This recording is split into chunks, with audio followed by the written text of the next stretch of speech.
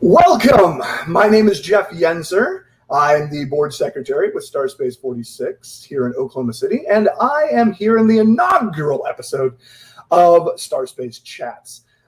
Shortly on with me, I will be bringing Maurianna Adams, who will come in and talk about some development issues and opportunities here in Oklahoma City.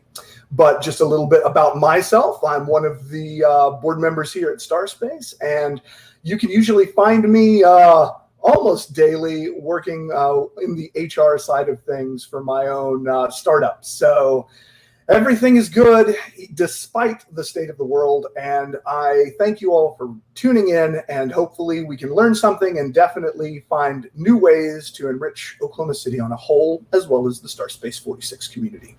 So I'll go ahead and welcome Maurianna Adams at this time. Hey. Hi. How's it going? It's going well for my living room day. Yeah.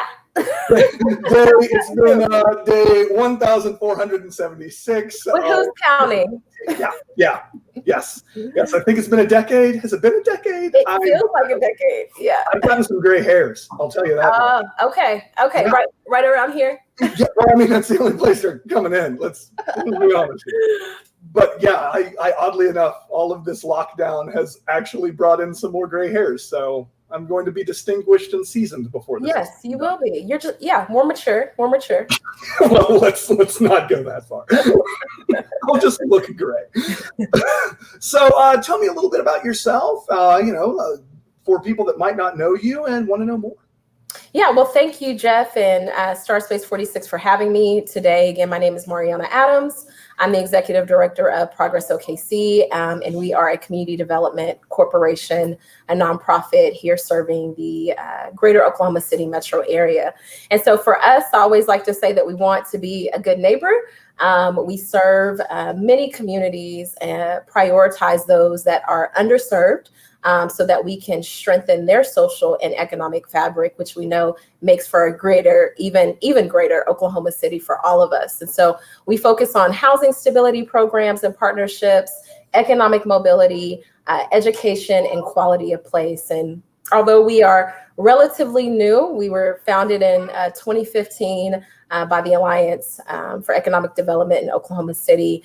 We have since, in a few years, reinvested over $2 million in underserved communities here in the greater metro area through housing construction, through park improvement, through historic and cultural preservation, and again, just partnering with so many different entities and partners. So I'm really, really excited to talk about that work today and ways in which your community and others can plug in. Awesome. Well, thank you again for joining us. I'll ask some just very broad questions and kind of let you deep dive in, but I'd really like to touch on some things that are really the pillars of what you're creating and the passions that you bring both professionally and personally. So first off, for people that don't really know the concept around urban happiness, what does that really look like? And could you tell us more?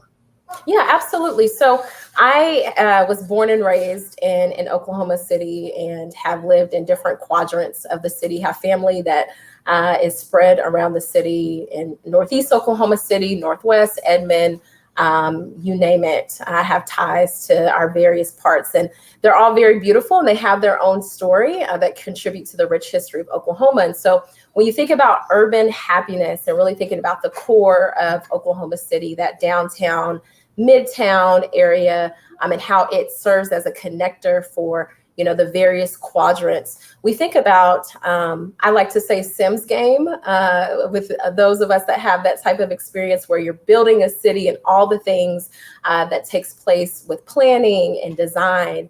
And what are you really doing that for? For folks to be well and for folks to enjoy themselves and to be happy and have opportunities. And so the concept of urban happiness is that as we're planning, as we're reinvesting, as we are redeveloping, we want to make sure that people's mental, physical, social, economic well-being is intact, and that they have the amenities and services that they need in close proximity for them to be well and for them to be able to access some of the things that so many of us take for granted. And so I think about, with COVID-19, I have the luxury of in my neighborhood to have, safe sidewalks and a grocery store and different amenities like a pool and things like that, that sometimes don't feel like a luxury. But when you look at other quadrants of the city, there are major gaps that are there. And so with urban happiness, it really is a framework of, hey, as you look at,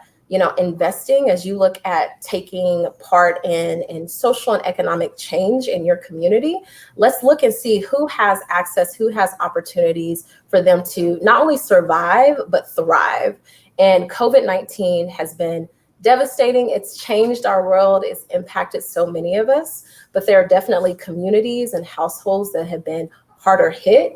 And most of those communities were already on the margins, and so how can we come together as a community? Because we know that those that have least among us, we're only as good as a whole as those that have least among us. And so we need to really make sure that we are tending to the other threads that are part of the wholer piece. And I love urban happiness just because it shows that, again, through like a Sims piece as a comparison, that we need some of those services and entities in place and that community in place for all of us to be well and to make a greater city. And I know that Oklahoma City is up for the challenge and it has showed us in their history that it is. So I'm excited about that today. Yeah, same here. That's awesome. Thank you so much for that breakdown. Yeah, of course. So many people, they don't think about just all the parts that make the whole. And it's only the parts that might be right in front of them. And to your point, so many people in Oklahoma City, it's so big, yet there are people out in the suburbs like Edmond, Yukon, Norman that never leave Edmond, Yukon, or Norman. Yeah. So they never, they think that Oklahoma City is that microcosm. And yes. So really thinking about the broader side of things and eliminating a lot of those preconceived notions. I know when I was growing up, there were always these, each place would say, well, this was the place that you don't want to go, or that's the place that you do want to try to raise your kids, or you do want to, that school system is so much better. And I see in Oklahoma City today that broadening out, and it's now you have these pocket communities within every single spot in Oklahoma City. So to truly think that, well, you don't go on into South Side, East Side, North Side, West Side, that's being eliminated. And it's really an old guard mentality. And it's so nice to get rid of that draconic idea and start thinking about Oklahoma City as one big metro. Absolutely. Absolutely. I couldn't agree further. Yes. And I think to your point too, is like, we're very much so siloed and don't get to really have proximity to some of the issues and challenges or even opportunities too. And so it's so easy for us to unconsciously think, well, my day to day, everyone has this. And it's not until you're either raised in that environment or step out of it that you realize, man, like getting around Oklahoma City, if you rely on public transportation, is hellish. It's a completely different world. I mean, all it takes is not having a vehicle and your entire experience living in the city changes. It does. And that's just one thing, right? And so there's just so many aspects of it. And although it seems like sometimes overwhelming, it just means that there are so many ways to get plugged in. If you care about technology, transportation, healthcare, education, having green space, gardens, like there are opportunities for you to contribute to a better Oklahoma City, which is awesome. Awesome. That goes into my third question. One of your pillars is community development. So tell us a little bit about that as well.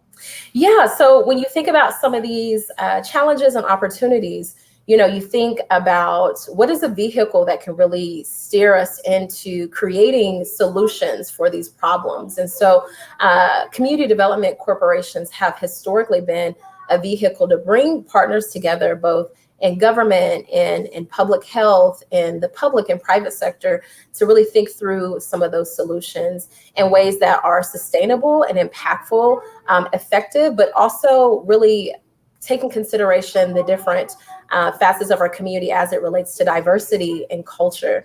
And so for a community development corporation, for us in particular, we are really seeking to build opportunities for individuals and communities to build wealth through assets, through home ownership, through owning a business, seeking entrepreneurship. I mean, with so many folks being laid off because of COVID-19, folks had dreams and passions that, they hadn't attended to, because it's like, man, I've been working my 9 to 5, I've been taking care of my family, and they have so many financial woes at this point, but they're starting to think, man, I really should pursue this thing, right? Like, I should tap into that. I do want to be an entrepreneur. I do want to be a business owner. And so with CDCs, or community development corporations, what we do is we bring all these people together and say, hey, what resources do we have? Where are the gaps? How can we access funding so that we can provide seed money for those that are aspiring entrepreneurs, or, provide low interest loans to small business owners so that they are able to stay in operations and keep their doors open, and provide, financial assistance for folks, for down payment assistance or closing costs for folks to have access and become first-time homeowners. So that's really the power of community development corporations. And not only do they focus on programs and services, but policy as well. Policy is key. When you think about some of my background is public administration. And so I think about, how policy really shapes everything around us, whether we see it or not. And so, thinking about, policy that's there or may not be there, that could really open the door for folks to be able to have these opportunities, have access to compete. And so that's what CDCs do. And I'm so excited that Progress OKC is a community development corporation. It allows us to be in spaces that many other nonprofits wouldn't be in, because they're exclusively focused on service delivery, which is a need. Feeding people, getting people clothes and things like that is absolutely a need. For us, we're able to say that we want to invest in where people are, where they grow, the foundation of who they are. And we really feel like that's neighborhoods, businesses, and their families. And so for a community development corporation, that is a vehicle that you can really see change happen. And we're not the only CDC in the area that's doing great work. I applaud the others that are doing so much great work, including our partner Strong Neighborhoods Initiative. They do a lot of community development in partnership with neighborhood associations.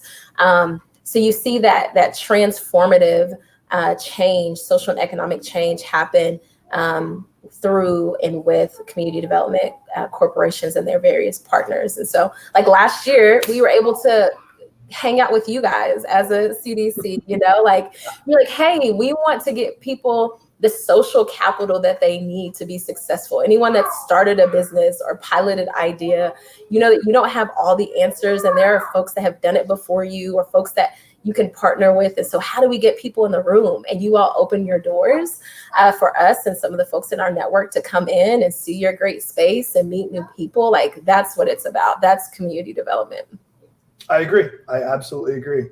And so much of it, I think about the world that we're living in with COVID-19, and to your point of opportunity being there, we would be remiss to not think about the fact that right now a dollar goes farther than it has in ages. Yeah. A thought goes farther than it has in ages. So many people have hit a reset button of sorts where they're trying to figure things out, and they're trying to lean things out, whereas they might have spent so much more arbitrarily just because it was the norm. Now kind of resetting and going back to that lean and efficient mentality and mindset really brings out the true positives of working together, and how coming together as a community truly has some strength. We get through this together. So I really appreciate what you guys were doing last year, and I think even more so as we look at the year ahead of us. Thank you. Yeah, 100%. All right. We're in the home stretch. Just 2 more questions. You have one more pillar of economic inclusion that I definitely want to touch on. So, yeah, For that piece, I would say, so I don't repeat anything I previously said, when we think about policy, going deeper into that as it pertains to economic inclusion, whether it's at the local level, municipal government, or state government, really figuring out ways in which people can not be given something, but given an opportunity to compete and to participate, right? And so it's not about handouts. It's about saying that we recognize that you have unique barriers, and so let's address those so that you can participate in this process. And so I think about procurement opportunities, thinking that, a lot of small to medium, even large corporations rely on government contracts to maintain and scale their operations, whether they're doing an actual service or product. And when we look at those contracts, a fraction of those, and I can't remember the percentage, but I want to say it's less than 5%, sometimes even less than 1% of those contracts are given to minority-owned or women-owned firms. And so, and it's not because those firms don't have, are less than or are not as qualified or anything like that, or not as prepared or able. It's just for a wide variety of reasons. And so when we look across the nation, we see that city governments and state governments have actually created specific initiatives to attract a more diverse and inclusive pipeline of those vendors. And so I think about that one thing that would make a huge difference to so many different businesses in our metro area. And then the other thing is thinking about, when it comes to just job opportunities in our area, when we look at the different quadrants of the city, there are, like Northeast Oklahoma City has higher rates of unemployment and underemployment compared to the rest of the city. And so, getting folks the skills and the training that they need so that they can not only have a job, but a career pathway with anchor institutions. We have major sectors and anchor institutions in our city, our beautiful city, that could create a pipeline for some of those underserved communities. And so that's what economic inclusion really is saying that, when it comes to economic opportunity, a lot of us, many of us, the way that we got here, however you define success, it looks different. And right. So maybe we need to create different pathways for different communities for them to enter in and to participate. So that's a couple of policy ideas and programs that we're toying with us in our network here at the local level and the state level as well. It's awesome. Any initiative that gets people out of, I've long called a job versus a career. A job, the job, just over broke. Yep. Yeah. And getting them actually into a career, something that is personally and professionally redeeming and something that pushes you to be a better person because you love what you do and whatever that looks like. And to your point, success looks completely different. Success looks so different from my father to me, from my coworkers to myself. What does that look like? My business, my consulting business is a lifestyle company. As long as I'm making enough for myself, I'm willing to give contracts to other people because I would rather see the HR industry grow and change than try to hoard everything myself. So really thinking in that sort of mindset of there's enough pie out there for everybody. Everyone. Yes. I often say, there are great white sharks in the ocean, but you never see the little fish that are attached to them seem like they're having a bad day. Right. They're doing just fine. So maybe you're a little fish and there's nothing wrong with that. Right. They can live their entire life and be happy as a clam. No problem. As a clam. All right. One final question. Okay. I'll let you escape back to your house because we're all kind of locked down in some way, shape, or form. How can both the Star Space 46 community as well as the Oklahoma City community itself help you and your efforts in the short term and the long? That's a great question. When I think about the different pillars and programs that we offer,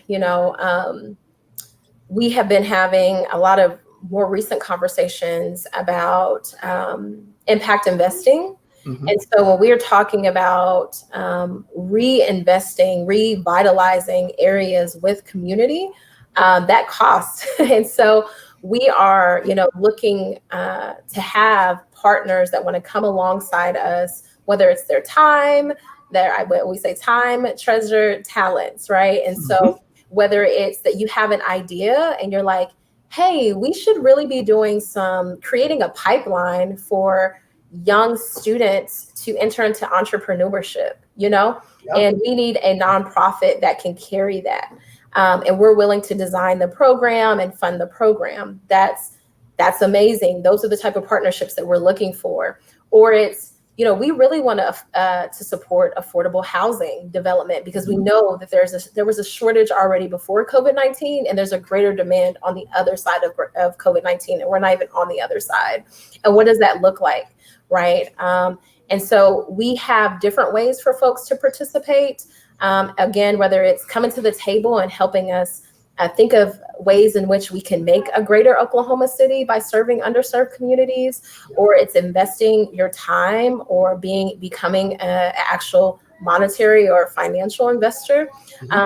We're just looking for folks to realize that it's no matter what part of the town you live in, we're all impacted. I think COVID-19 has really shown that, right? It's like, if there are folks among us that are suffering, it's all of us that are suffering, and that we can't move forward without those people being well.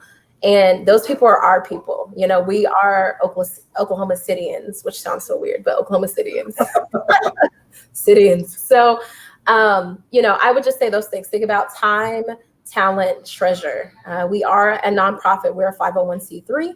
And so, any donations that are given to us are tax deductible, but we're looking for folks that can come right alongside us too and help advocate with us and help think of creative solutions with us. And so I was really thankful last year to Star Space 46 again for opening their doors. And this year, your leadership is at the table with us as we are planning for Minority Enterprise Development Week. So looking at, hey, what are some relevant, timely education, technical assistance that we can provide to businesses? And so you all are at the table doing that. So I invite your network to join us in that effort and any others that they're interested in. Excellent.